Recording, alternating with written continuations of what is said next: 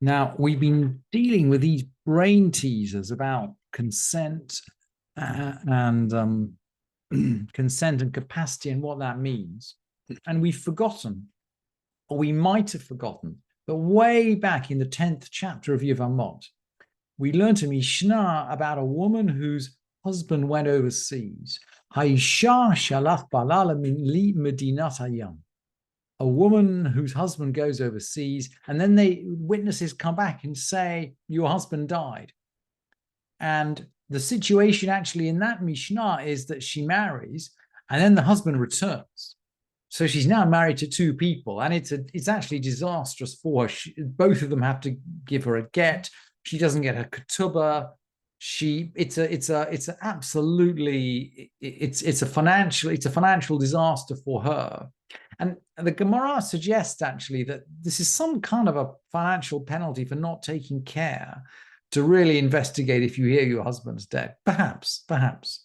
Anyway, that is the subject matter in chapter 10. And now we're going to jump into chapter 15, or we're going to continue on chapter 15. And we're going to address exactly the same issues about, what happens if news comes from overseas? And to what extent do we believe it or not believe it? And we're going to see, by the way, in chapter 15, the question of believing the witnesses, seem problematic. There's a terrible penalty if we're too quick to believe the witnesses. But if the woman herself gives testimony, we believe her. Ha'isha shalcha hi uvala bi medinat hayam. So a woman went with her husband to a country beyond the sea. And this is seems to be a time of, if you like, stability. Shalom beinu uveina, there was peace between him and her. Veshalom ba'olam, there's peace in the world. I mean, just interesting to read this comment in the Mishnah, as if the Mishnah knows there are times of war and times of peace, and presumably times of war come in times of chaos, when you can't tell whether someone is alive or dead. And someone may have been wounded. I mean, the Gemara says, well, maybe someone's wounded in war, and you don't know whether he's going to recover or not. But anyway, we're talking about a time of peace between him and her, and peace in the world. But ve'amra meit bali tinase. She comes back and she says, my husband is dead, and she can remarry. In other words, she can remarry on her own evidence. And you can look at it in kind of all kinds of different ways. I mean, normally we need two witnesses, right? For any legal issue, you need two witnesses. And we certainly don't believe a witness who's connected, right? So the sages are really, if you like, stretching their necks out to say, look, we believe her.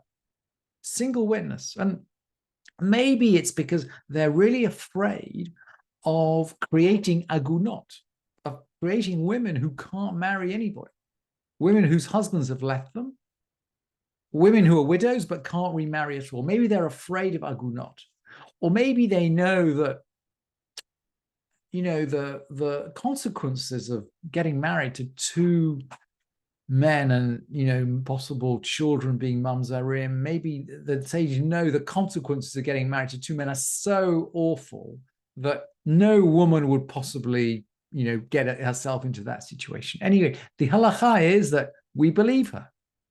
Tinaseh. And if her husband died childless, and again, this is implied by the Mishnah. The Mishnah, I mean, we're in Yevamot, so we're always talking about husbands who died childless. And the Mishnah never says, oh yeah, he died childless, but the Mishnah just says, meit ba'ali, my husband died. But we're come to assume that he died childless because the Mishnah goes on, tit yabem, she can have yibum. So in other words, we believe her. We believe her on one witness. That's when conditions are stable. Shalom beino leveina umilchama ba'olam. If there's peace between him and her, but there's war in the world. So we really don't know. We don't have strong information as to whether people are alive or dead. I mean, we don't have it and she doesn't have it. She may not really know whether the husband is alive or dead. Tata bein oluvena. Maybe there's an argument between him and her. Vishalom ba'olam. So the world is peaceful, but they are not peaceful. And there's some anxiety. There must be some anxiety about her giving this evidence in order to become forbidden to him. The Mishnah doesn't go into the question of whether he's abusive or, why there was an argument. Anyway, but ve'amra meit bali eina nemenet. So in that case, she comes and says, my husband is dead, and she's not believed. Now, Rabbi Yehuda is going to come in. Rabbi Yehuda Omer, L'olam eina nemenet. Rabbi Yehuda says she is never believed. Eila imken bat bocha uvegadeha kruim. Unless she comes weeping, she's never believed. Unless she shows up weeping with torn garments. In other words, she's never believed unless she looks like a fresh widow. Amrulo achat zo ve'achat zo tinase. They said to him, whether she shows up with torn garments or not, achat zo ve'achat zo, it's the same halacha. However she shows up, tinase, she can marry in either case. And the Gemara actually brings a statement that I found so amusing. I couldn't resist bringing it on the source sheet. Tanya, there's a baraita, there's a saying in the Talmud. Amrul Rabbi Yehuda. The rabbi said to Rabbi Yehuda, this is after he made this claim, right, that she had to show up with crying with torn clothes. So the rabbi said to him, Lidvarecha pikachat tinaseh. According to your statement, a pikachat. Now, we've had this word pikachat before. It was in opposition to chereshet. Remember, the chereshet is a deaf mute, and a pikachat is someone who's completely in control of her senses. So I've translated here as a sound woman. Someone who knows what is going on, right? Pokeach ivrim is opens the eyes. A woman who knows what's going on is going to marry. Why? Because obviously she knows she has to show up crying with torn clothes. So she knows what to do, she'll do it. And then, shota lotinase, a foolish woman won't. Shote is basically not quite it's someone of really limited mental capacity. It's not a shota. It's a someone kind of a simpleton.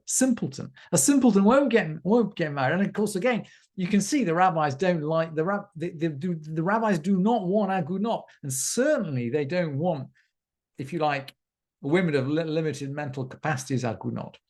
So a foolish woman won't marry. Both this one and that one can marry. We accept her testimony. What about well, let's just carry on and play this a bit further, because Beit Hillel, Rabbi Yehuda objected, and the sages knock him down. And Beit Hillel are going to object too. And by the way, normally we follow Beit Hillel, but we're not. Beit Hillel are going to object, but we are not going to follow Beit Hillel. Really interesting that the rabbis are defending they are going out and they're defending the testimony of this lone woman. Beit Hillel omrim lo shamanu ele b'va'a min hakatzir bilvad. We only heard this halacha with respect to a woman who came from the harvest. So it sounds like a whole bunch of them went out harvesting, and I don't know, maybe something happened, maybe a snake bit one of them, or he fell into a stream. Anyway, a whole bunch of them went out harvesting, and one of them died. And the rest came back and they said, oh, yeah, Fred died. So actually there were witnesses. And the woman shows up and she knows, like she's got evidence her husband died. Amru lahem Beit Shammai. Beit Shammai said to them, well, it's the same whether she came from the harvest or from the olives.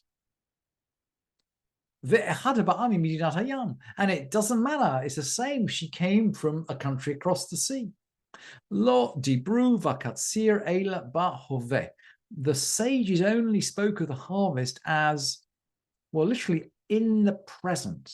The hoveh is the present tense. Lodi Brug Bakatsir Ela Ba Hoveh. They only talked about in the present tense. That means as an example. In other words, they bring this as a sort of present example. I should have translated it as a present example. But just because it's a present example doesn't mean it's limited to that example. They just meant in general. And Beit Hillel changed their opinion. Beit Chazru Beit Hillel L'horot Kaveit Shammai. Beit Hillel changed their mind and they teach like Beit Shammai. Very, very unusual. And the Gemara explains it. Tanya, there was a Baraita, Beit Amrulahem, Beit Shammai, Beit Hillel. Beit Shammai said to Beit Hillel, if I really listen to what you're saying, that we're going to focus on this example when they all went out harvesting, I'm going to take you literally now, and I'm going to say, well, it only applies to the wheat harvest. What about the barley harvest? Does it work for barley? And I've only got the guys who are actually chopping the grain. What about botzer? A botzer is someone who's snipping grapes, or a mosek, that's someone who's cutting olives, or a goder, that's someone who's taking grapes, or maybe that's an oder, or an oder, that's someone who's harvesting figs. So how do I know all those harvestings work? In other words, if you're going to be picky, I'm going to be picky with you. Ela, but it doesn't work like that. Ela, it happened during the grain harvest. But that is the same is true for all of these. Hachanami, and here too, actually it happened in the same country. Vehu hadin lechulhu. The same is true for all of these. Her testimony is always believed.